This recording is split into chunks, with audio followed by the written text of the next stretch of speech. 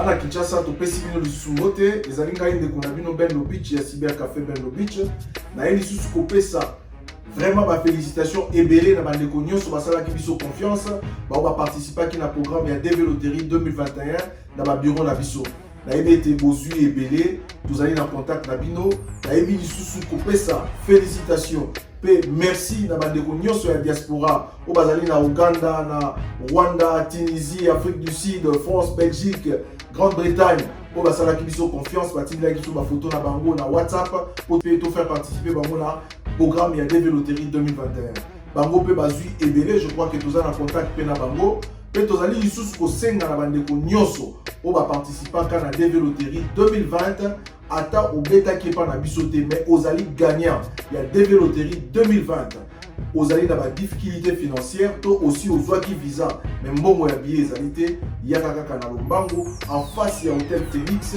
bureau na biso ezali wana okozwa lisungi na yo pe tozali ko rappeler na bandeko nyonso o bazali de par le monde na Kinshasa mais bazali na posa ya koya na États-Unis pour visiter États-Unis koya na cadre touristique koya na cadre des affaires na cadre des études bazali le bienvenu na ba bureau na biso pona osunga bango na ba procédure nyonso topesi bino merci et merci encore.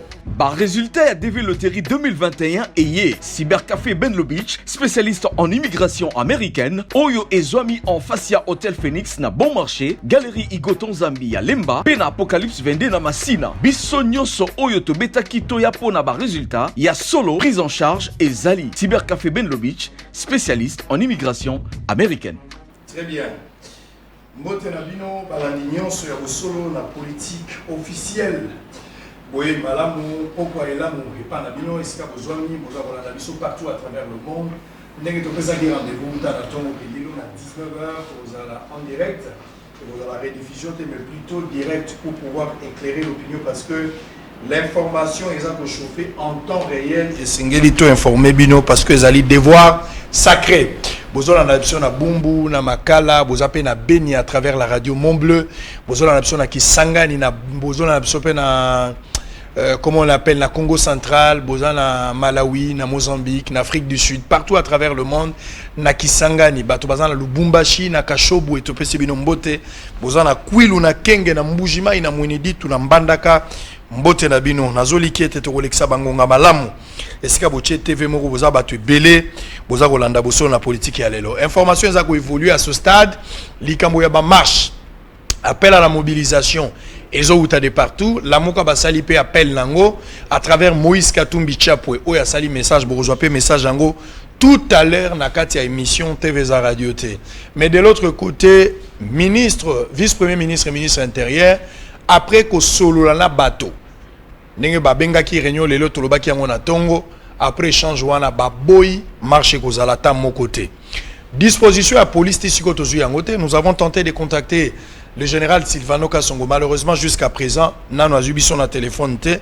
Soka zui na téléphone a ko fixer opinion disposition nini au sécuritaire police a kozwa parce que côté à ba parti politique loko la UDPS, loko la ba Filimbi ba Lusha lokola bato ala muka baza ko tenir na ba marche na bango. Qu'est-ce qui va arriver? La police doit normalement nous éclairer par rapport à cette situation. Dossier Rita Bola, Oya DGRK, finalement aux arrêts, Rita Bola vient d'être arrêté, Bamapai Azasumap, Bakangi Azali na parquet à Gombe Awa, donc Azakola la place ou na TV za radio T, na mystique ya bosolo na politique, beaucoup na image bien que ça moins flou. Mais nous avons été là-bas sur place pour la repère Sabine Information TVza Radio T. Pour ce faire, pour parler de tout, de l'indépendance, je reçois pour vous Monsieur Jerry Biangani, Tampo, Azali secrétaire général, il y a PDC, Azali parti aux Anakati ensemble, Oyo, Mokolo et ensemble, Azali Moïse Katumbi Chapwe. Ndeko Jerry, Mbote Nayo. Mbote Sango. Bonne fête à l'indépendance. Hein? Merci beaucoup, merci. Bonne fête. Très bien, tout dans la semaine à Lipanda. Dans le gâteau, soit normalement Likambo Lipanda ou Mwandambo, avoir peut-être que tu as mais ben impressionnant d'abord, Bosolo la politique et ça Likambo Mona Musika, il est commis Pembe Nayo, yo poye koko la bâtisse Lelo. Ben impressionnant peut-être pour la Bosolo la politique. Non, Bosolo la politique, les émissions, ils ont ça la biso fierté, biso ba congolais et biso ba quinois parce que boza droit. Ceux qui ont la mission, tout le monde a parti prêté, a droit. Donc c'est une occasion pour nous féliciter. Merci. Pénapé sa message, il y a baninga mususu, il y a ba journaliste, balanda exemple parce que l'on bien balanda rango pour Congo et Kennedy Bosso, bisous se photo et bakolanda. Donc en tout cas, sans félicitations. Merci. Les lots a assisté pendant la monnaie soutane de près. Donc les émissions moko na landa rango tous les jours, nous avons fidèles téléspectateurs, il y a Bosso la politique. Donc félicitations à vous et à toute l'équipe. Très bien, merci. Alors on va démarrer, Boza et Belé, Moussalo et Moussala pour faciliter, c'est avec beaucoup de risques que nous faisons le travail. Bato bazo copier, Boza libre à copier. Y'a un bozo le laming na prière nzambe, ça il a appelé le rôle à Israël. Oui, ba côté positif ndo zolula, mais ba côté négatif au quoi go supporter en côté. Bato balingi basala ba bosolo, ndenge na moni bato muso basali ba bosolo, ba muso pe basali ba robe, bosalo bino bo moni. So ko lata couche ya pembe lata. Mais vrai dollar na faux dollar au moment où il y a différence c'est ali. Très bien, on va évoluer. La première question, j'aimerais à ce que tu réfléchir autour de l'indépendance. Tant que l'indépendance, c'est ça la minga na autozalagité. C'est en 1960, mission autozalagité. Mais tu as une histoire na bateau. Les lois on a ni na bateau zonga 30 ans avant. Wana obotami déjà 30 ans avant. Tant que zo kanisa 30 ans après, yo ko mape moto. Ba rêve na yo. Et balani na oyo kanaki to okutani na libaku. Faute ya mboka na ndenge politique et bebisaki. Nino bande ko réveil il y a 30 ans passé, lelo 30e année na oyo rêve ozalaki na ngome 60 ans indépendance. Est-ce que mboka est facilité yo? Okoma na ba rêve na yo ou bien facilité yo? Soit facilité te ba blocage ezaki na place nini. C'est juste une évaluation par rapport à 60 ans. Oui, merci beaucoup. Nandengo posé question sur le plan personnel. Je pense que Nasraki est fort pour la comme ici qu'on a l'ingay koma. Mais évidemment, je peux même dire que Mbokande est d'engay mingité.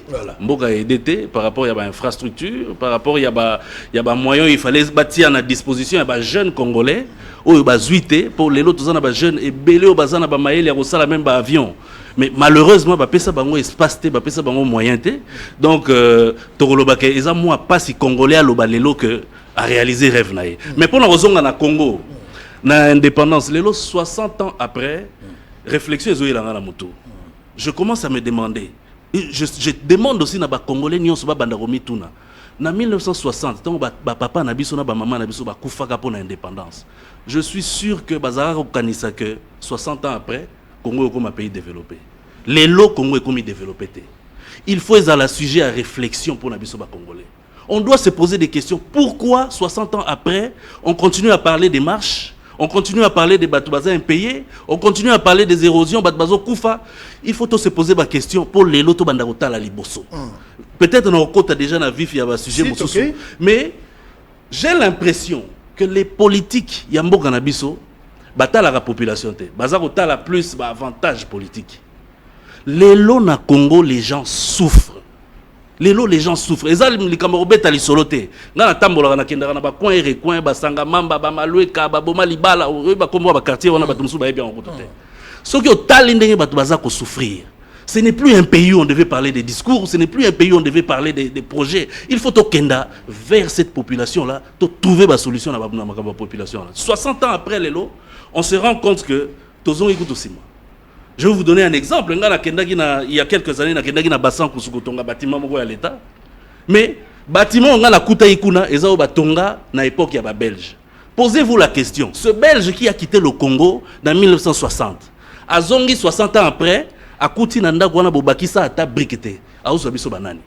Donc, les lobes congolais, to banana nkolamuka, to longwana on a un débat inutile parce que les autres moments un spectacle plus dans la politique. Je parle des politiques parce que bango des bazos l'accession à spectacle. Na télévision tout le monde a bazo bunda pour na poste à vice puis premier vice-président, tout le monde a bazo bunda pour na loi mina, tout le monde a bango. Mais nani azo bunda pour na peuple. Les lots peuple azo souffrir, souffrance ya congolais il y a 3 mois et c'est multiplié. Mais nazo ka mutazo betali solo anate. Ba kondio baza wana lelo. Ba yeba ke bakenda ki wana te pour ba l'acceptation spectacle ba l'acceptation. Ça dit encore ba dire na yo muto a retardé évolution ya mboka, muto a détruit mboka, responsabilité aux établir en plus na ba politique. Plus te entièrement na ba politique. Les arabes politique. Entièrement na ba parce que politique ndaza gestionnaire ya pays. En tout cas, il faut nous prendre la responsabilité. Toro le baté que faute ya peuple. Non. Et ça d'abord pour nous entièrement faute ya ba politique. Parce que ba politique il fallait pas créer un environnement propice où il y a permettre à la population d'émerger. Malheureusement, ils ne l'ont pas fait. Alors beaucoup de gens, c'est vrai que tu parles de politique, mais d'une manière générale, on a besoin de connaître quand même moi quelques changements sur le plan du président. Bien que nous soyons dans la démocratique, à part Yasuka, avec passation à pouvoir, nous sommes salami, mais nous sommes les Kama, ils ont passé. Bande comme ça, on a mis na TVA pour na bango, ba on que ba avancée significatif et salami. C'est-à-dire Joseph Kabila, alongoli mboka na mboka na maboko ya mindele lelo, parce que sous Mobutu avec Mouzé le père plus impérialiste et bazaï au dominé biso.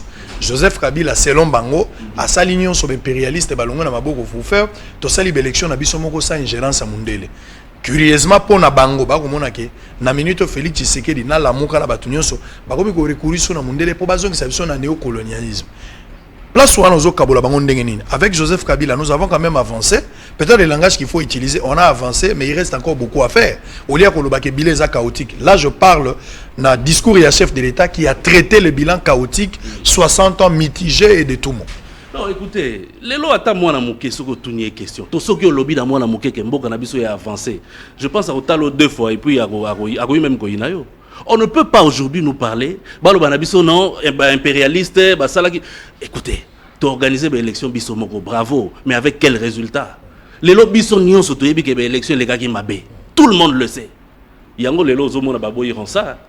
Parce que tu as dit que l'élection, les gars qui m'abaissent, si dans mon colo et à l'élo, tu as un résultat bureau par bureau. Alors, au nom de quoi Bobé Telabiso le solo que tu boya qui impérialiste et tout ça libiso moko. J'aimerais bien que Congo et ça la makambo bango moko et ça la to ça la makambo na biso moko, mais tout ça la rango bien. Il faut pas dire tout ça libiso moko pour nakaka tout ça là pour l'image, c'était un théâtre électoral. Moi j'étais candidat à Lukunga. Si les lo basala batikala ko ça la compilation na centre à Lukunga té, mais tout le monde a résultat na télévision. Les gens oublient, je vais le dire ici. Tant bazo beta masolo a seni peut-être au Kotawana, mais na lo bango déjà bien avant.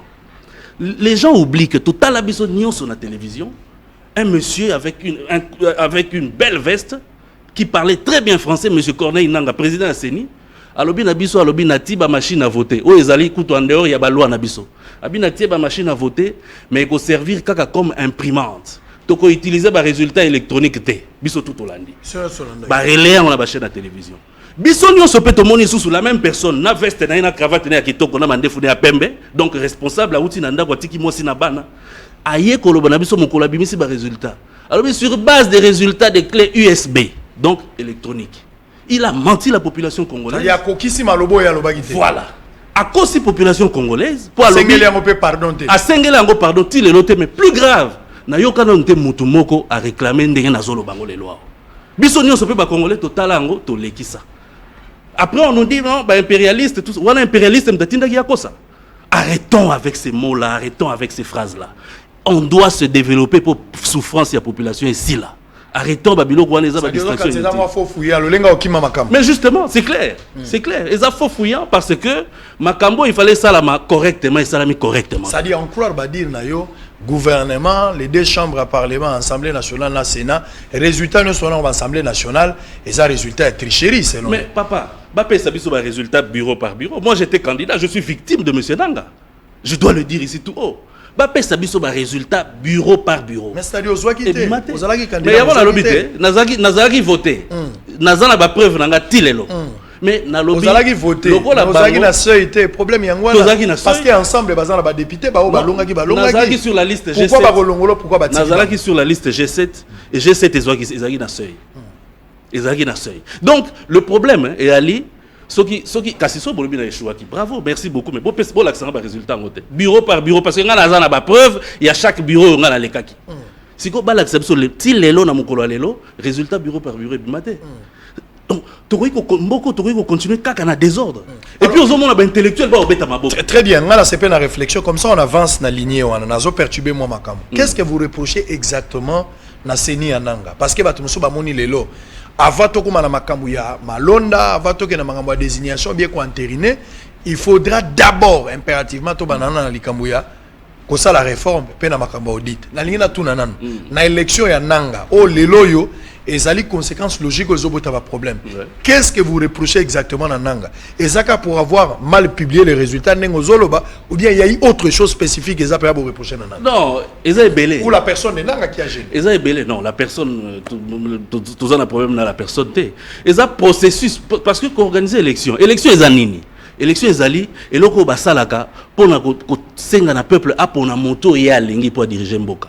C'est-à-dire que mukolo boko bimisa mutu ango peuple faut beta maboko. Mukolo boko bimisa ba député ango peuple faut beta maboko. Lelo eza clair. Ozomona que population aza en déphasage na ba député alors que ba député ne bazaki censé ba représenter population. Donc, ils ont déjà clair que les députés ont bangoté dans la plupart des cas. Donc, ce qu'on reproche à M. Nanga, mensonge public à l'Obaka, machine à voter, il y a comme imprimante. Après, comme il y a résultat, il y a flash. M. Nanga a organisé une élection sans tenir compte de la Beni.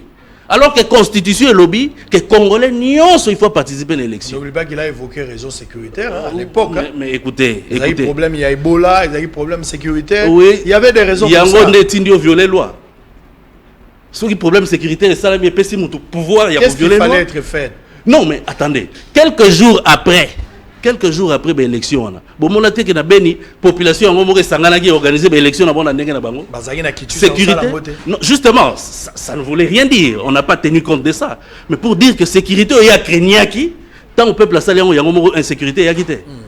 Donc ça, ce sont des faux fouillants. C'est ni à M. Nanga, réseau à mon néné, il y a sous-capé dans la émission, résultat bureau par bureau. Tozaki biso nyoso ba candidat mais bon la ki sabi sauter bon papa yo na bureau ya école tel na place tel ozwa ki autant mutu bo azwa ki autant monsieur Maluma lo asala ki yango monsieur Ngoyi Mulunda asala ki yango ya nanga ti le bimate. Donc on n'a même pas besoin okenda musika pour ce tobito banda otangawa ba irrégularité na seni wana betrola là. Très bien. Alors maintenant on va évoluer parce que Nalingagi toko talon na pena kati ya makambo va peut-être dans un mois élément on va parler des marches mais marche wana et logo zo bota marche ezali kambo aseni ya onde zo bota marche na comprendre le lenge ya kosala makambo za ebele eza forcément ka bato basala marche te ndenge yo moko lobia ba politique ba benga bato basala marche te pour na snel ba obenga bino marche te bon marcher pour na carte d'identité passeport les opposés biso problème mais aucune initiative na ba politique. Je parle de Moïse Katumbi, je parle de Fayoul, Adolphe Muzitu, nalo ba côté ya Bachadari, nalo ba même bande Augustin Kabuya na ba Kabund. Mutu moko bimisa bato na balabala te pour l'intérêt à peuple. La plupart ba marcha kaka na intérêt à politique. Je vais comprendre. Lelo Ronsard Abimi, azali fruit à élection. Awuti na lingomba ya ba confession religieuse. Ba poniye si ma élection yende azwami. Peu importe tout ce qu'on peut dire de lui, mais il a été élu. Yemoko amitié te nde komi osika ya komi wana réseau bino bozo bimisa marche eza pona nini d'autant plus que la même composition et bimisa kananga abima président c'est la même composition à ba confession religieuse oh lelo zo bimisa Ronsard mana ba nani Ronsard pourquoi bozo te la Ronsard alors que nanga bimaka bondimaka nanga en tout cas ngakuto monsieur Ronsard on a ebiete naza ko telemela yete mais il faut tout comprendre que élection ezali eloko eza ko senga esalama na sérieux. Parce qu'ils ont à venir Yamboka. Donc, même ceux qui vont voter à l'unanimité dans vote au lobby, bien que les autres soient musulmans, mais même si n'a pas catholique, n'a protestant, tant que la population est sépelée na yété, mais tous aucun wapi. Parce que y a za motoyo, il faut appeler ça biso résultat au écouvant des Zamboka kimia. Ce qui déjà yemoko, aza accepté. Dès que ça pose déjà un problème, avancer les soutiens. Je suis étonné aujourd'hui. Tout le monde a que la lobby président Yasseni. Oh, yo Congo, on dans la télévision, tous les appels ça résultat. Moutango lelo, batu bandimi était. Mais l'Assemblée nationale est continué quand même le processus. Ça veut dire qu'il y a quelque chose qui se cache derrière. Et puis, lelo, regroupement politique ni les soutenir. Tout le monde y a. Alors, même si vous allez tricher, bandeko, il va quand même attaquer tricher. Ce qui même n'a pas triché, mais c'est grave. Élection est lokoyo, moto il faut gérer comme seniwana. Il faut que la moto yo azakoti ya batonyo sont déjà d'accord. Yemoko na no déjà personnellement. Et batuyande wana na Congo bazali. Toza na bato yo so bobimisi elelo, batonyo so bazala d'accord pe bato bazala sûr na résultat mosala na ye. Alors, ça ne sert à rien. Tout bandalelo ko boma. Ceux qui lobby ba marche ça même au boulot ba to ba kufi. Tozo zela ba to ba kufa pour ba changer loi wana, pour ba changer désignation wana. Pourquoi il faut toujours qu'on attende qu'il y ait des morts? Pourquoi il faut toujours qu'on attende qu'il y ait des casses? Les lois, on demande aux Congolais, non, bon, que des marches, parce que tout ça en état d'urgence. Je veux bien. Mais les mêmes personnes, les mêmes autorités, au bazar au sein de la population, et manifester. Quelles sont les démarches au Bango va entreprendre pour déshydrater la population et ça la résolu? Parce qu'ils sont là pour la population. Ils ne sont pas là pour leurs autorités morales. Ils sont là pour la population.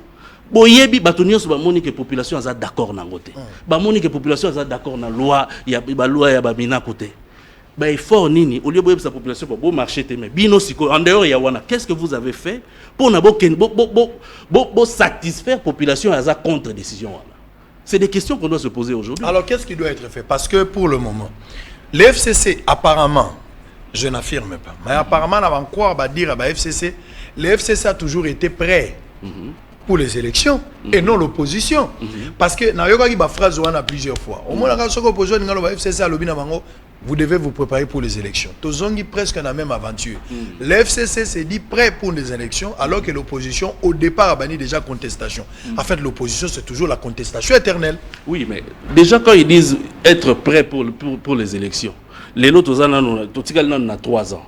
Quand ils disent qu'ils sont prêts, ça veut dire que Bazak a géré mais Bazak a préparé l'élection. Parce que si quand on a un moment d'élection, tout un moment de gestion, il y a pays. Ils ont sur 60% de Kabola na FCC cash. Ils ont sur 60-70%, il y a un poste ministériel. Si quand il y a un moment de gestion, on ne fait pas la politique pour les élections. On fait la politique pour gérer le pays, pour le bien-être de la population. Alors, Sogi Lelo, un homme politique, 3 ans avant, 4 ans avant les élections, Azar obete la biso ba solo naza prêt pour l'élection naza mazolo ba biso te que naza prêt pour na bongisa ko sili sanzala la njili naza mais c'est grave. C'est grave. Donc ça démontre qu'ils ne sont là que pour le pouvoir. C'est grave. Les hommes politiques les lots, obete la biso li solo élection 2023 sikoyo, o azana pouvoir, o azako gérer. Abanda obete la biso li solo ya ndenge azo préparer élection mais ezana na yokeli na mawa. Population a osé la théorie au BTL solo élection 2023. Population a osé la lelo, lipa ekita, foufou ekita, Covid et si là, c'est ça madame tous la sigo pour la banque. Baza va gestionnaire à l'État. Très bien, on va évoluer, on va revenir tout à l'heure. TVza radio te baboy na bango makambo marche wana. Binomo boyo ka population ndengaza koloba. Mais en même temps, naninga ipe total logo moka ya police avant to bana na makambo VPM. Ba escroc baza tellement ebelé na Kinshasa. Bino pe sengeli bosala keba. Yo population mi keba. To yebi ke passe ezali mais soit fa mosala pe ezali bato ba komi eloko muke bato ba elika muke bato ba e. Garçon mo atambola na kombo ya bato. Aye ko escroquer pe bato mikolo mingi na kombo ya Bedashu. O te yenda za Bedashu. Bo Bedashu nga pe nanu na oyebate. O te yenda Bedashu, yenda Bedashu. Azozo bato ba mbongo abimina basi ebele na kati ya profil ne ya Facebook eza Bedashu. Nyonso azosa na kombo Bedashu meza ete na ebite so mibali nyonso apembe kombo na kombo Bedashu na ebite. Botana no police akangi mutu yango toza kozonga tokota siko likambu ya refus ya ba marche oyo baboyi et puis botala sensibilisation à la muka wana botala ngo sima botala nano moto oyo na ebite so ya Bedashu botala nano on se retrouve après. Et prix qui croyait prendre. Cet homme, habitant Kinkole dans la commune de Lantsele, se faisait passer pour le patron de la société Sokine à Bedachour. Il a créé un faux compte Facebook au nom du célèbre homme d'affaires pour arnaquer les gens. Sous prétexte qu'il est chargé au recrutement des jeunes filles pour travailler dans la société CCD, à qui il exigeait un paiement. Sa cible privilégiée, les jeunes filles. Comme en témoignent ses conversations Facebook, il a abusé sexuellement de plusieurs filles qui tombaient dans son piège, le prenant pour l'homme d'affaires philanthrope à Bedachour. Cette jeune fille naïve s'est offerte comme une brebis qu'on amène à l'abattoir. Elle a sollicité une sortie, dit-elle, en amoureux avec le pseudo à Bedachour. À son tour, le fake à Bedachour l'a envoyé avoir des relations intimes avec son chef du personnel, qui n'est autre que ce monsieur escroc lui-même. Hormis les jeunes dames, plusieurs autres personnes sont tombées dans le filet de l'escroc qui leur a fait acheter des fiches d'embauche à $5 américains pour être recrutées par la société d'Abedachour. Ayant mené des investigations minutieuses, les hommes du général Silvano Kasongo ont mis la main sur cet escroc aux allures d'un prêtre, mais pourtant un bandit des grands chemins. Très bien, merci beaucoup. Ils ont passé pour la biso congolais. Ta vie à moutou komika bopé sili. Azana ya beda shooté, mais ami komisi kombo a beda chou. Moutou msupa ko la bino na kombo a sango, mais pendant kaza sango te. Vous devez faire très attention. Et puis bande ko na biso ba papa na ba mama. Tango mwana no ya mwasi. A elio mobali na ndako. Aku misoka kate. Tuna mobala sala kani. So eka mobala za courage boya yango. Ministère ba courage za la kate. O mobala za voyant azo mona nini za biloko sengeli botelema nango tala mutami bengi ya bedachou alors que ça a été. Alors on va maintenant entrer dans la chose essentielle. Refi à ba marche Gentini Ngobila gouverneur ya ville lobi abengaki ba parti oyo bazali ko kanisa ke ba osala marche, c'est-à-dire ensemble Lamuka Batunyonso UDPS basangana pour que ba solo après ko solo là selon Gentini Ngobila ba raison les amis balé ya liboso ezali likambuya mesures barrières que vous allez respecter. Il y a mis balé makambo état d'urgence au mokonzi mboka sollicita ki yango to kotinango. Ba raison est valable. Mais pourquoi besoin insister que ça là maintenant que ba boyi na lingi na yeba. Bo renoncer marche ko ça la malisute. Ceux qui besoin tenir que ça là, est-ce que besoin s'attendre que la police pourra vous barricader la route? Ce qu'on barricader bino réaction na bino kozani. Bon, merci beaucoup pour la question. Je pense que nako répondre était na combo ya Lamuka Mobimba parce que je n'en ai pas qualité. Mais nazo se poser quand même question. Ce qui vraiment raison est allé pour la Covid-19, pour l'état d'urgence. Mais le 30 juin, nazaro tala na télévision, on a moni équipe gouvernementale Mobimba na bato soki 500. Baké ko inauguré hôpital Mogwana. Police est monaki angote. Police est monaki te que Covid-19 ezali bato un peu bakoyi ko kabola Covid.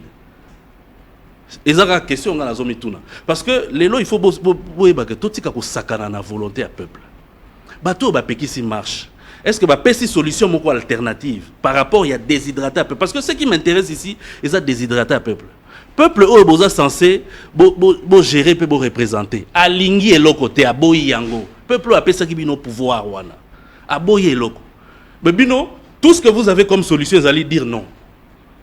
Pourtant, tu as tapé dans ma Covid, na royal sous na ozonga kana likambo. Mais le problème na Congo est que mutoso akoyi mokonzi, akanisa akoyi maele koleka mokili mobimba. Et puis so akoyi mokonzi on dirait motema esprit à humanisme elongwe. Voilà penza na kolobela ngo mingi temps to kota na dossier à Covid. Mais la question que je me pose aujourd'hui, bato ba boyi marche wana. Qu'est-ce qu'il propose à la population par rapport à déshydrater la population? Population lobi tolingi monsieur Malonda te, tolingi était. Alors, bino bolobi bon marché te. Mais et là on est niveau proposer bango en contrepartie pour ba marché te. Parce que si vous diriger, vous gérer population, oyo ba pesa ki bino pouvoir, mais il faut boyo ka bango. So bolingi ko yo ka bango te, bozo tia mais bozo yo ka bato mususu parce que bino bolobi lobi ba marché te pour Covid des alliés. Mais bato mususu ba ke ko inaugurer hôpital moko privé à ça. On a 2 poids 2 mesures. 2 poids 2 mesures. 2 poids 2 mesures. Donc moi je ne répondrai pas au nom ya Lamuka Mobimba pour nazui mandat wana te, mais naza ko faire voir na bato que ba pratique ezali ko salama na république eleki bon continuer en côté parce que congolais de jour au jour aza ko telema. C'est pourquoi je dis ça toujours s'adresser à chef de l'état. Le peuple non na s'adresser na ba continuer et surtout na gouverneur yem ta apekisi marche wana. Même gouverneur kaka ce ministre intérieur pas boya. Mais oui, ya on aza ko loba na ye. Ba yeba que na makambo nyonso bazo sala lelo. Na ba décision nyonso bakozwa. Le peuple vous observe. Très bien. Suivez quand même ma réaction. Ezalaki lelo, ministre Azalaki na vice-premier ministre Yanani à intérieur, Azalaki na Batu. Bota la bino moko ba réaction à Batu tant ba yo kikaki ba marche est annulée, bota la réaction à Batu ne Batu ba lobby. TVza radio te bolanda on se retrouve après. Toko tano likambo Covid-19. Est-ce que Covid-19 on yango pena ezali po Batu ebele lokona ba chango wana. Batu balata na bomba masque te na chango pena so otie okotia 2 millions de personnes bato balata masque ba combien atteint 1 million te na chango wana. Mais bato baza ko vivre. Est-ce que c'est une raison ou bien ba politiser loko wana Covid-19 pour ba empêcher bato ba marcher? Est-ce que ça raison valable était pour na kobatela bato parce que mon kondiaza peut censé kobatela bato koyoka kaka la foule te mais à un certain moment peut ko ba décision o e cause à l'impopulaire mais à l'avantage à la population. Bolanda na tala ba réaction à bato et puis on se retrouve après pour la deuxième partie. Surtout la position na biso déjà ici to lobaki. To bima déjà na balabala to avant que to za na pouvoir. Donc cette fois-ci o ezali imposition moko to lobi to ko ndima yango te. parce que l'olenge bache malonda monsieur wana ba bricoler et puis d'ailleurs azana qualité le sous-souté lokola sala ka déjà na kata seni pour aza sous candidat donc ils a déjà violation même il y a ba loi ya seni na ba loi nyo donc to boyi complètement procédure wana biso to bengi batu nyonso to lobi biso to kozala na balabala lobi lelo to kamwe to répondre na demande ya VPM pona koya kotala na bureau na ye. Mais à l'objet de pour na ba mesure ya sécurité mais lelo tozali komona Assemblée nationale et sanganakana ba député plus de 100 madame est-ce que bazoka autorisation tout moni yango semaine o eleki bandeko o ba utu ko mboka pendant 18 ans ba kende ko inaugurer hôpital na commune Asele est-ce que bazoka autorisation il y avait plus de 300 personnes madame awa to yaki te pona VPM ayebisa biso to sala soit to sala te to yaki ko répondre na audience na ye. Ndenge déjà préalable l'article 26 est respecté, tozali ko benga peuple congolais lobby na marché. Nous sommes premièrement dans l'état d'urgence et c'est vraiment très important pour que le peuple congolais reste d'abord avec cet esprit de geste barrière qui est important pour la vie de tous les Congolais. On n'a pas bien conclu avec le VPM en charge de l'intérieur. Il nous a fait savoir, parce que le gouverneur lui-même de la province était dans la salle, M. Jantini Ngobila, qui a intentionnellement arrêté à nos demandes. Et qu'est-ce qu'il avance comme argument? Il dit nous sommes en temps de sièges sanitaires et que l'on ne peut pas tenir de marche. Ils sont tenus à respecter les lois du pays. Juste l'article 26 de la Constitution reconnaît le pouvoir d'information, point barre. Nous allons marcher demain. Nous allons marcher. Nous disons, toutes les structures de la société civile ici représentées, le temps est révolu que le peuple congolais, son destin, soit confisqué par une poignée de gens, un club d'amis qui ne veulent pas lâcher pour que le peuple puisse jouir des délices de ce pays. Maintenant, nous avons trouvé que les autorités ont profité de la prorogation intentionnelle de l'état d'urgence au nom du Covid pour attaquer des décisions qui touchent directement la vie des Congolais. Nous sommes venus appuyer la décision du gouverneur de la ville qui est interdisant cette marche qui est prévue pour le 9. Et voilà pourquoi nous sommes venus nous-mêmes assister et appuyer par nos déclarations pour dire que c'est important que cette marche soit vraiment... Très bien, merci beaucoup. Mokonzi Mboka azawate akozonga ta mususu lelo to lobby, c'est là ba information to zwaki. La linga ngina lo bango na tongo na bosanaki. Boyebake pona ma fête à 30 juin oyo. Mokonzi Mboka bimisaki 10 millions, apesi mitindo ba misi 10 millions de dollars. Ba mission 10 millions. Musala 10 millions ezalaki ba s'occuper na ba soda pour na fête le 30 juin, mais bateau pe ba salaki na Covid-19 ba kolela ba futi ba ngombo na bango te et ça la pe musala ko futa bango. Pour battre ba sali ba sacrifice na musalo ya Covid-19 mais ba gens en santé ba zimbongo te boyo ki ba grève de part et d'autre ça soni parce que l'élément oyo carbone benya lubaka plus de 60 millions de dollars to okota dossier ya Covid-19 babiloko oyo ndeko muyembe bazui na ministre la santé et sengeli ba justifier loko wana soki ba na raison tant mieux mais so pe ba sali mabe et sengeli ba sanctionner poto uto mona lettre moko na mona ki adjoint ministre la santé. Il n'est pas comme le premier ministre. Azo dénoncé moi Makambo. C'est-à-dire c'est comme si Azo funda ministre de la santé. Au juste Makambo. Non non yo Kambo na ki sa te to na Congo e bimi pe komi mobimba. Donc mbongo soge bimi okuta na ba embouteillage ba demi terrain mbongo ko koma ndenge ko marate. Mokonzi Mboka bimisi 10 millions pour na ba soda na Covid-19. Vous bien komi combien? Obe 4 millions. 6 millions ezo mona na te et ke na banzela mususu. Bokolo basiko nani azui. Samibo azape na prison bokolo banani azui bino mokande bozana mbongo wana esengeli bo bimisa yango ndeko géri marche omoni yango yomoko donc baboyi yango ba vie eza partagé mais vous tenez à ce que la constitution soit respectée ba tufu bazalaka na balabala mais la question de savoir qu'est-ce que vous allez faire si la police vous empêche bokosala ni place wana bokolo belo côté. Non mais écoutez wana eza état major ya ba parti wana les organisés pour marche à lobby eza UDPS naza membre UDPS bien que je soutiens la démarche naza membre UDPS mais je pense que wana UDPS ne akoloba qu'est-ce que elo ni bakosala mais nga problème nanga ezali population a exprimé désiderata naie, aligné a exprimé on a marche, ndenge constitution et sa autorisation. Le coup la balobi bo marcheté, mais pas proposer bango alternative mosusute. Pona bolobi bolingi muto yote bon. Bo sala yango boye to bo sala yango boye ou bien tozu décision le quoi bolingi te to tiki. Ba proposer alternative. Il faut pas dire non simplement pour dire non. Ça dit par exemple alternative du genre, par exemple. Non, alternative du genre, balobi to reprendre langue na Assemblée nationale pour au total à comment qu'on remplacer M. Ronsard, par exemple. Ça dit voilà et quoi apaiser. Mais voilà et quoi apaiser population plutôt que boya ko défier population. Pouvoir. Non. Mais vous tenez quand même compte à des dégâts collatéraux et entourer marche à lobby bien que vous allez.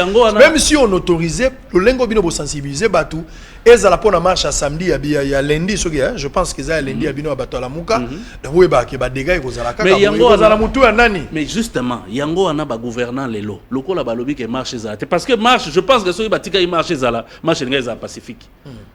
Malheureusement pe na Congo ce marche ça la mesa pacifique au bon abato kam sou balobi marche échoué na mona ngo na langage wana na mona pe ba intellectuel ba olo ba makamandengwa o marche échoué parce que pour na bango marche pour réussir ezani marche ezali bato ba tamboli so déjà ba tamboli e koki mais loko la dégâts ça magité balobi to échoué bato ndengwa na to na besoin to longola bango na Congo il faut pas surtout pas bazala ba dirigeant donc moi je pense que lelo pour éviter makambo wana nyonso ba gouvernant ba sololana bato na assemblée nationale bino boza ba représentant ya peuple a boyir on ça assemblée nationale ezo ba changer ba luka moto mususu batia et to wana marche za sunatina te et mo faut koye ba pe ko vider ba makambo mususu na substance dango loko bino bolingi marche te bango ba ba marcher mais pour résoudre problème comme ça ba marcher te sili nango très bien Covid-19 oui likamba Covid-19 makambo ebetisi bato mwa mabaku mais la maladie existe et ça solo les alikutate na ebite ndenge ni trouver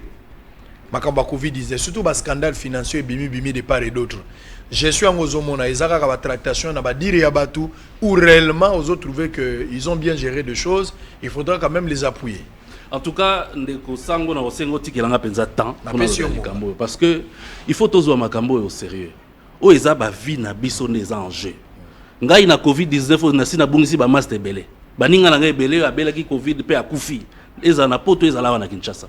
Donc, il faut tous quand même au sérieux. Équipe y a riposte. Et longo na gouvernement. Basalaki ba erreur mi balé à grave. Erreur y a liboso ezali à communication. Au départ, tant maladie wane bandi, tant aux premier cas. Erreur y a liboso ezali à communication. Vous vous rappellerez, Balba na biso premier cas à belge, après commis à français, après commis à congolais. Et c'est ma déjà doute na mutu ya ba congolais. C'était la première erreur. Donc communication. La deuxième erreur, et ça c'était l'erreur, je dirais fatale. Ils allaient report, il y a confinement total, il y a ville à Kinshasa. Ils allaient erreur grave. Parce que report wana ego bagisa sous doute na mitu ya ba congolais. Oh bazayi ko malade yango ezali to malade ezate. Ba moni ke mokili mobimba ba confiné. Biso wa tolobeki confinement et puis après te reporter. Na habité langage wana report il y a confinement sur ici salama na mboka mususu. Je ne suis pas sûr. Biso on a reporté le confinement. Mais ba raison ba pesa ki lobby. Ba raison ba pesa ki biso lobby ya kinini. Ba bi congolais vivra au jour le jour, ceux qui va confiner Kinshasa mobimba pendant 4 jours, les gens vont souffrir et tout ça. Mais les loyo avec le confinement il y a commune ya Gombe. Avec la fermeture des bars, fermeture des écoles, des églises, des universités. Il y a un centre sportif. Ce qui n'a pas ça la calcul moro simple. Tout qui est dans marché central. Marché central, il y a 30 000 vendeurs. Ça veut dire que ceux qui ont 30 000 vendeurs, il y a à peu près 30 000 autres personnes qui dépendent de ces vendeurs-là. Ouais, il y a Rotikaye, ou à Memelake Biloko, donc à peu près 60 000 personnes. En dehors, on a Bangoïza, on a Bateau Bayaka, qu'on s'approvisionne dans le marché central pour que la cité. Bango peut être confiné, même si c'est péjoratif dans le sens où. Bango peut bazar au sale à sous-souté. Donc c'est à peu près 100 000, plus de 100 000 Congolais, au lelo bazar na chômage, bazar na ndako, pour bakangari marché central. Mais si nous voyons les 100 000 Congolais, ça veut dire à peu près 100 000 familles. Et biso ba africain dans ba famille nombreuse, donc on peut dire à peu près 1 million de Congolais lelo, ndé tozo bano boye, basali 4 mois bazar au salaté. Alors la question que je me pose par rapport, il y a raison ba pesa ki liboso. Entre confiner 10 millions de Quinois pendant 4 jours et confiner 1 million de Quinois pendant 4 mois. Qu'est-ce qui est plus grave? Est-ce que bazo yeba que il y a des gens qui continuent à souffrir? Naza ko lobango mikonyoso ba tata na ba maman ba tekaka na zando. Bandeko bazana ba bar na ba terrasse ba lesa ka bana na bango na mbongo wana ya bar. Bandeko bazana ba enseignants surtout ya ba école privée na ba université privée. Puis à l'état ba l'état refuta. Mais ya ba privé wana. Ça fait 4 mois qu'ils ne travaillent pas. Est-ce que gouvernement na biso ba gouvernant na biso moko asi à se poser question comment ils font pour vivre? Bato wana nyonso. Les autres ont comme moi. Oh, bakenei bato ba mama zando bakenei ko tomboka na zando ba marcher pour bazonga na zando tout ça. Mais bato ba kanisa ba salion par plaisir. Baza ko salon pour baza ko souffrir. J'aurais aimé na mona lelo ba dirigeant na biso, ba politique na biso, ba leka ba luka ba solution alternative pour na bato wana. Bon bato misana bango ekangama baza ko liate to lukeli bango solution boy. To sali bango boy. Ba obeta masolo wana te. Bango ba yaka kaka na ba paquet pour na koloba to interdire marche, to interdire ceci. Mais il faut bailler que il y a des gens aujourd'hui qui continuent à souffrir. Ça fait 4 mois de Israël, de Sango, ceux qui ont 4 mois au Salakate. Ils ont pendant 4 mois au Salakate. Mais après Wana.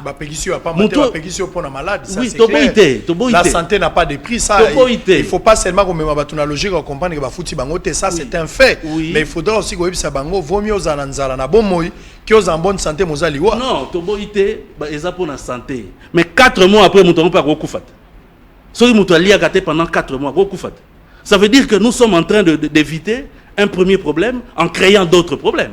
C'est-à-dire pour Tomoni na bamboka même na Gabon awa. Tant que bazo ki ba mesure, bazu pe ba mesure d'accompagnement.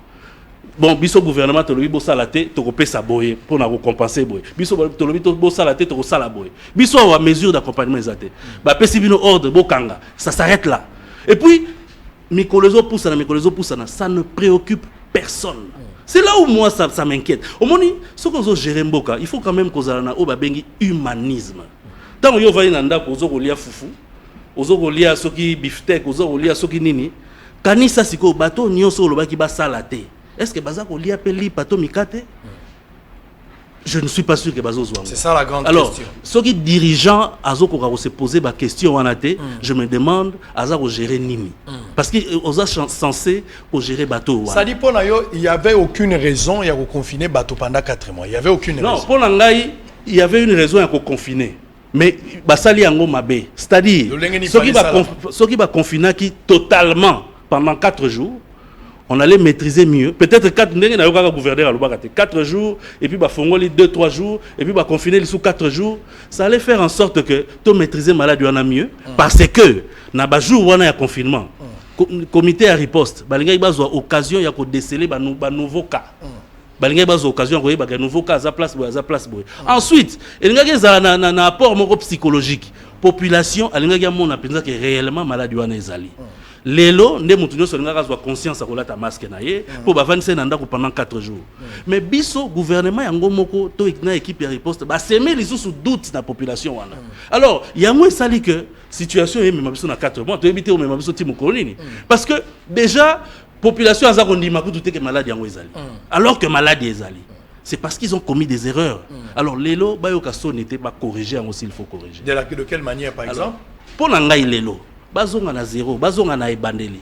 Pour na corriger yango, c'est-à-dire on peut confiner la ville de Kinshasa totalement pendant quelques jours, 3-4 jours. Ndenge Lubumbashi basali. Oui, ba confiner pendant quelques jours, ba déceler ba cas au ezali, ba ti bango en quarantaine et puis ba zongiseli batu. Ba na moment on a batu ba reçoit conscience que ceux qui to bimi, to la taba masque na biso, to zala na ba désinfectant na biso et puis misala ezongi. Très bien, on va revenir. Alors Lubumbashi confinement, gouverneur Kiaboula a kangi moi 2 jours donc à partir déjà ya lelo to lobby baza déjà ko confiné pour na batu musu ba monique ko confiné bazo confiné wana eza une manière ya robo ya marché salama mais pour na batu mususu eza robo ya marché te eza ki confinement lié na mamba Covid-19. Je ne sais pas à qui donner la raison, est-ce que ça va raison politique, je ne sais pas binos pozo talent.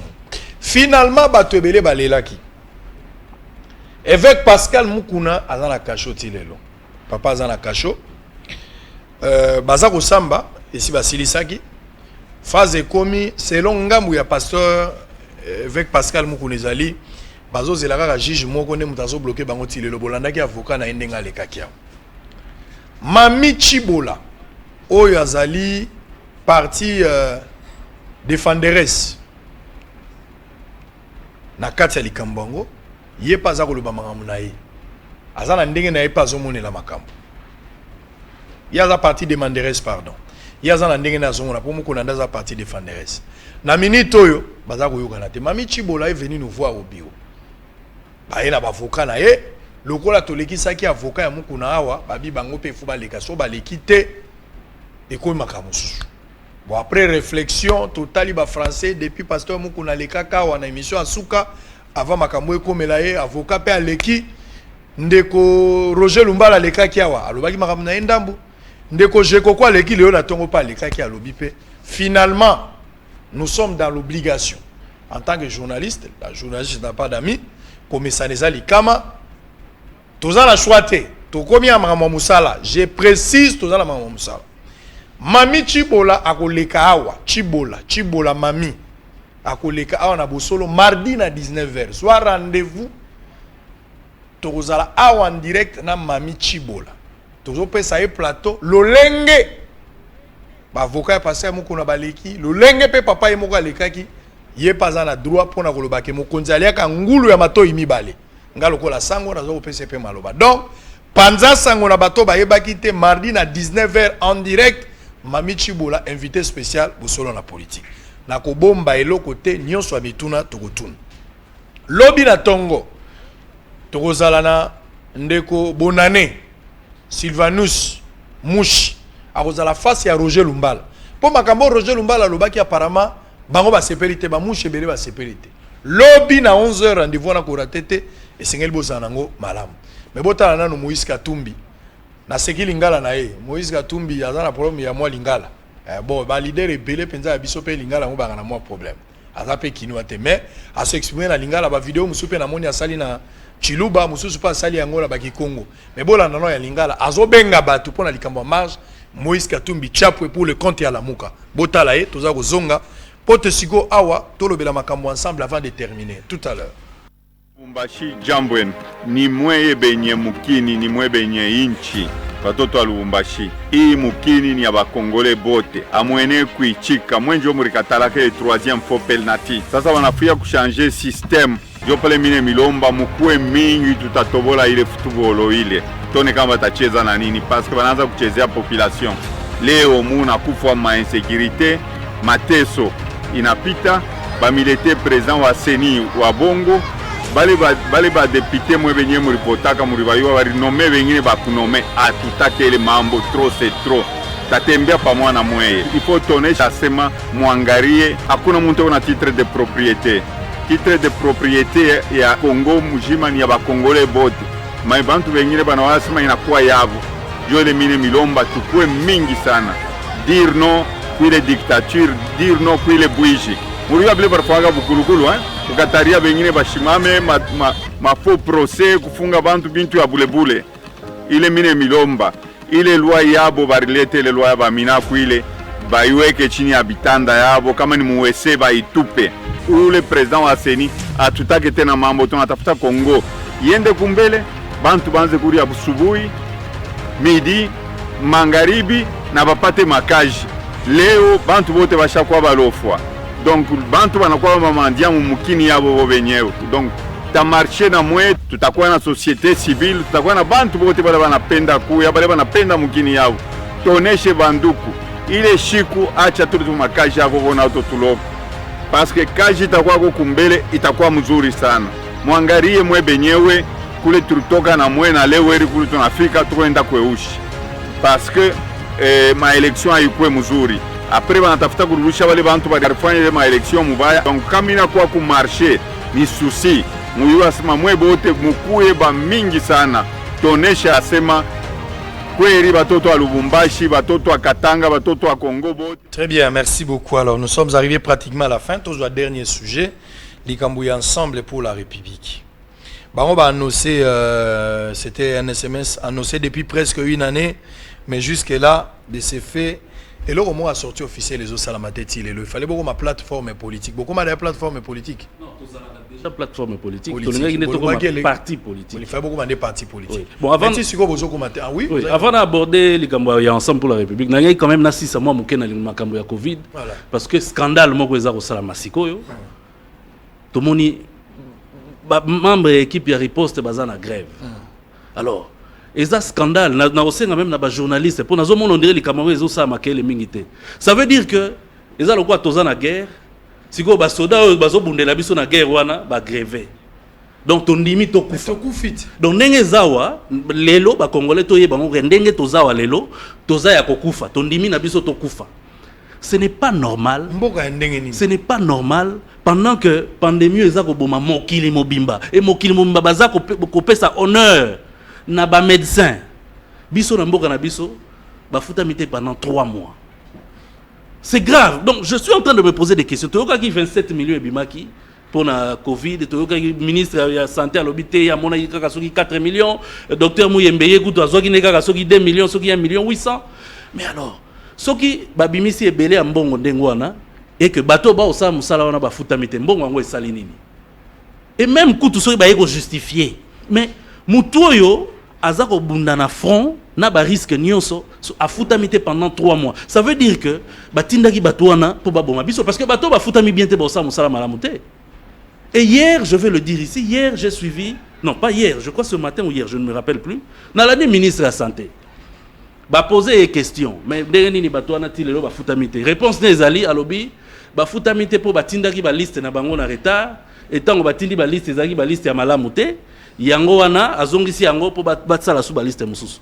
Mais papa, légèreté à modèle nini boy na gestion en boka. Ça c'est oyo eza na ebité na lingala na obenga onde nini. Eza légèreté. Ministre de la santé banda makambo e bandi na tangeli bino erreur à liboso awa. Ezala ki ye. C'est-à-dire que eza makambo ya ba vie na biso mo nazolo bango na mwa kanda bwepo, eza makambo ya ba vie na biso ba congolais. Eza masekité. On ne peut pas gérer un tel sujet avec autant de légèreté. Donc, yo ministre de la santé, yo ne tutelle ya bakambona. Otindi basoda na fond, ozaki ata na liste na bangote, donc oyebi bangote. Et puis ozo ko yo lo bango na lokumu, bato ba koyaka pe na avion ya président wana o ya avion wana. Ba kombo ba tupe na ba liste bi matin. Non, alors donc batika lelo vraiment économique révolté ngai que likambu ya sérieux lokola o ya ba vie na biso nyoso. Na ya ye moko ministre wana. Na ya ba mais tout le monde combien de fois bakoufi même la présidence de la République pour la Covid. Alors ce qui dit bato bakoufi ndengwana bozo zwango kaka au sérieux mais là on est au sérieux na mboko. Très bien, merci. Ensemble pour la République, une année en ngoyo. Parti politique dans le beau comité. Oui. Sortie officielle pe salamité. Oui. Ndeko Pierre Lumbi pe akoufi. Ti siko bo remplacer pe na noter makambo belé ensemble. Parti ezo marché apparemment parti force nangwezaka Moïse Katumbi. Non, non, ensemble les alliés. Bah, travaux ezalaki déjà malheureusement Nengo Lobia Wato qui perdre Pierre Lumbi qui était secrétaire général et ensemble pour la République. Donc perte naie et bouleversé biso quand même, on doit se le dire hein. Et toza osé là 40 jours et les cas pour tozonga la activité nyonso normalement et puis te remettre en place dans les jours qui viennent et puis ensuite des appels Covid peut ça qui en sorte que et ça qui en sorte que bah travaux na biso to kangana no to tikana no ko sala ba réunion to tikana no ko kutana. Il y a un des petits qui sont en retard, mais bientôt, le plus grand parti politique, Yambo Galabiso, ça verra le jour. Et Botamana, Kinshasa, et Botamana, Congo, partout, tout ça, la tournée partout. Mais Moïse Katumbi, Péaroya. Ah oui, quand? Parce que Moïse Katumbi, depuis matin, il y a été. Oui, ah, Pierre Lumbi, il a été. Donc, parti on est aux Alaka, il y a Combo, mais Moïse Katumbi, il y a aussi. Non, non, Aroya, à disposition, ils ont déjà pris. Qu'est-ce qui bloque? Qu'est-ce qui bloque? Rien ne bloque. Pourquoi Moïse Azoko autant bolate? Non, non, ils ont plus à Outaki autant bolate. Tout le monde a ça qui tourne à l'Est. Non, à l'Est. Oui. Mais Kinshasa est la capitale. Non, Kinshasa est la capitale. Ça doit se préparer. Kinshasa est la capitale. Et Tolobaki, il faut oser là. Mettre en place parti na biso. Est-ce que Moïse a un problème de sécurité? Té na moko lelo non. Non, Aza problème de sécurité. Aza lelo, Aza libre, il y a un mouvement n'est partout. Donc, Naza. tout droit. Mais à mais Congo est abissonios. Bon, Congo est anani. Est abissonios. Donc, à Roya naie, tous a préparé. Donc, problème est né dans le lobby à qui Covid na liwa il a regretté secrétaire général Nabiso, mais bientôt je pense que Makambo Kozong a bien et puis président Moïse Katumbi à Roya na Kinshasa et puis Boromona Nyonso. Récemment, la Mouké est moins instable, mais pour le moment, par rapport à l'Ikambo et Bozongi ensemble, position ensemble, Moïse Katumbi a toujours na kati ya la Mouka ou bien parti où on a soit commis à ces na bateau à la Mouka. Non, il faut tout comprendre bien. La Mouka est une plateforme. Au départ, elle est une plateforme électorale. C'est-à-dire, to sangana ki pour tout tiers candidat moko to porter dans la présidence de la République. La Mouka est ali, mais ils ont empêché les membres de la Mouka de continuer l'activité à partir de Bango. Ça n'empêche pas au président Bemba à s'occuper de la MLC, ça n'empêche pas au président Fayoulou à s'occuper de la parti naïe, ça n'empêche pas dans Moïse Katumbi et tous les autres à s'occuper de la partie na Bango. Mais ce qui est événement est ali, où est sengi la Mouka et ça la Bango nyonso bazarawana tout le monde a même na signature. Ensuite, les lots il faut toyeba que na famille nyonso beaucoup de langage mon côté. Il arrive des moments où moi lobby boy, mususu lobby boy, et sa famille mais pour preuve ti les lots bazaka ensemble. Et Batouba Lukate ko Kabola la Mouka c'est une force politique qui a démontré, qui a fait ses preuves dans Namboka Nabiso. Donc bazali ensemble mais ça n'empêche pas assez que Moto na quoi na ya s'occuper na parti na. Apport ya Moïse Katumbi bien ensemble na pouvoir actualiser la place ni. Non, les lots tous en opposition et apport na ye to apport ya biso ensemble les alliés l'opposition républicaine, c'est-à-dire biso toza opposition, une opposition positive. Toza wana poto loba awe salabi mabe bo bongisa. Toza wana te poto maudire na ba émission belé na leka na loba d'ailleurs bato belé ba comprendre ngate na loba biso souci na biso ezali que Félix Tshisekedi a réussir mandat. Ça veut dire quoi? Ça veut dire que mandat wana eza mandat na yete. Eza mandat ya peuple mobimba. Ce qui a réussi, ça veut dire que passe ya congolais s'il est diminué. Ce qui a échoué, ça veut dire que souffrance ya congolais est continuée. Donc nous sommes là pour le pousser à réussir.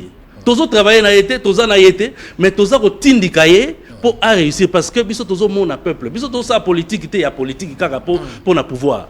Biso to lingi peuple à se retrouver. Et ceux qui te montrent que côté Mbeba ezali, il faut te dénoncer yango pour pousser bango ba bongisa pour peuple à se retrouver. Merci beaucoup. Boso le komina suka to tombola mabo to ça l'exercice na biso. Mokolo ya vendredi dans lobby na rappelé to kozwa bonane na Roger Lumbala lobby. Et puis vendredi, tu as mandé ko Délice Sanga. Donc c'est confirmé, Délice Sanga ozala ayeko affronter Bosolo to pesaki mandat, yemo pa yeko répondre avant mandat d'amener ya yemo aye déjà mandat de comparution malembe. Do ozala wana TV za radio te. Beau consommer africain donc Afriland ezali banque ya africain, ngai pe na sadere kuna na tiepe misolo nanga na kati. Ba contribuable oyo toza ko pesa mwa mke toza ko tia ngo kuna ba contribution wana. Donc eza banque oyo na moni crédit nango eza makasi ba impérialiste nde balingi ba bebisa réputation nango.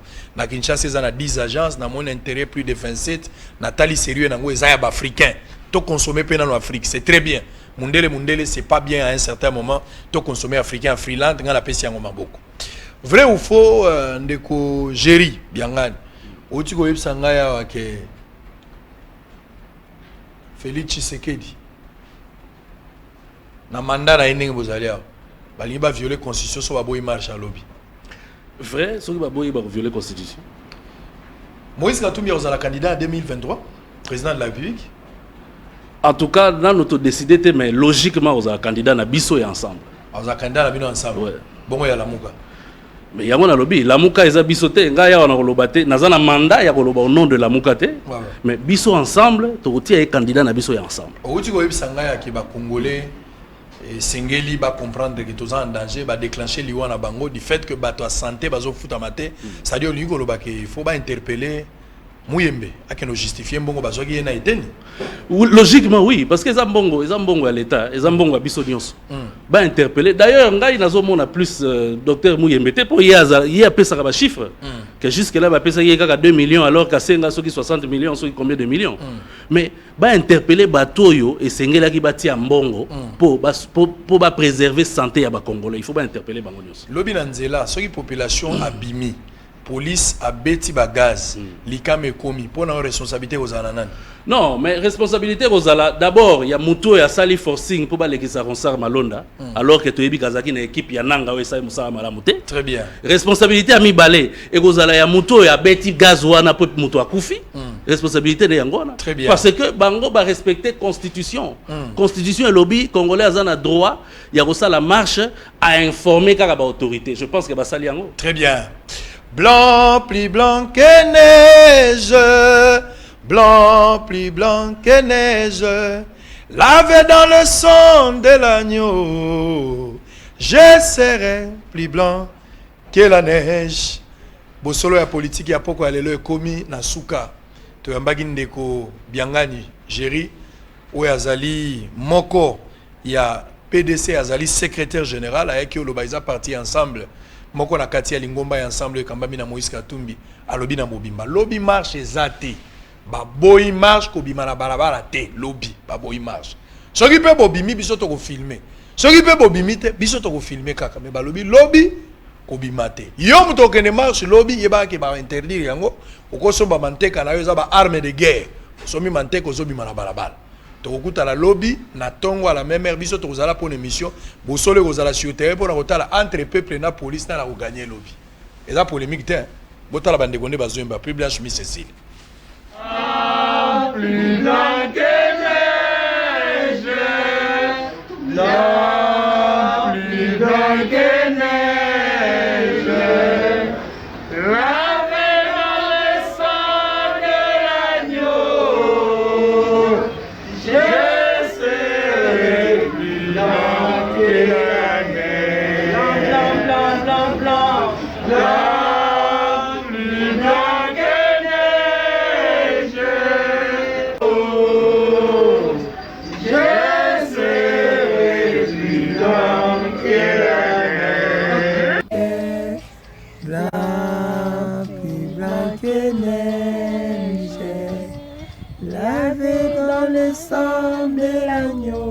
Bana Kinshasa topesi bino lisusu mbote ezali ngai ndeko na bino Ben Lobich ya Cyber Café Ben Lobich na ye lisusu kopesa vraiment ba félicitations ebele na bandeko nyonso basalaki biso confiance ba participaki na programme ya DV Loterie 2021 na ba bureau na biso na yebi ete bozwi ebele tozali na contact na bino na yebi lisusu kopesa félicitations pe merci na bandeko nyonso ya diaspora o bazali na Uganda na Rwanda Tunisie Afrique du Sud France Belgique Grande-Bretagne pour basalaki biso confiance batindaki biso ba photo na bango na WhatsApp pour te faire participer bango na programme ya DV Loterie 2021 bango pe bazui ebele je crois que tozana contact pe na bango pe tozali lisusu ko senga na bandeko nyonso o ba participant na DV Loterie 2020 ata obetaki pa na biso te mais ozali gagnant ya DV Loterie 2020 ozali na ba difficulté financière to aussi ozwaki visa mais mbongo ya billet ezali te yaka kaka na lombango en face ya Hôtel Phoenix